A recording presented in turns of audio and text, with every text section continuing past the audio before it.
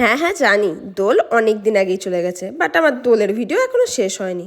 দেখেছো গপুকে কত সুন্দর সাজিয়ে গুজিয়ে রেডি করে দিয়েছিলাম, আর রং খেলে কি অবস্থা করেছে। এবারে তোলে গপুর জন্য আমি এই জামাটা বানিয়েছিলাম, চলো কি করে বানালাম সেটাই আজকে তোমাদের সাথে শেয়ার করি। ফার্স্টে একটা বড়, একটা একদম ছোট আর একটা লম্বা কাপড় রেডি করে নিয়েছিলাম, দুদিক মুড়িয়ে সিম্পল রান সেলাই দিয়ে। তারপরে কালার করে নিয়েছিলাম ঠিক এরকম ভাবে। গোপুর চাদরে রাধা লেকে একটা ময়ূরের পালকে এঁকে দিয়েছিলাম। কালার দিয়ে প্রত্যেকটা টুকরো ডিজাইন কমপ্লিট করার পরে শুকিয়ে নিলাম।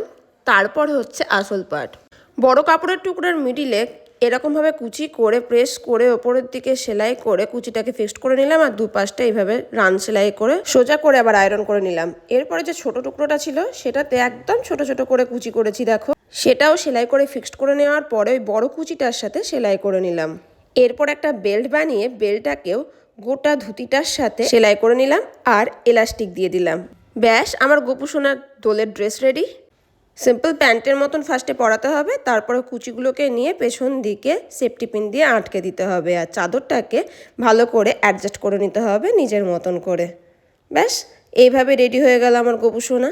কেমন লাগছে আমার গোপু সোনাকে আর ড্রেসটা কেমন লাগছে এবারে তোলে সেটা কিন্তু আমাকে জানাতে একদম ভুলবে না। আর জানো, এই যে রং খেলার জায়গাটা সেটাও কিন্তু আমি বানিয়েছি, সেটা কি করে বানালাম সেটাও আমি তোমাদের সাথে শেয়ার করে নেবো নেক্সট ভিডিওতে। তোমরা তোমাদের গোপুর সাথে কিরম রং খেললে আমাকে কমেন্ট বক্সে ছবি পাঠাতে ভুলবে না কিন্তু।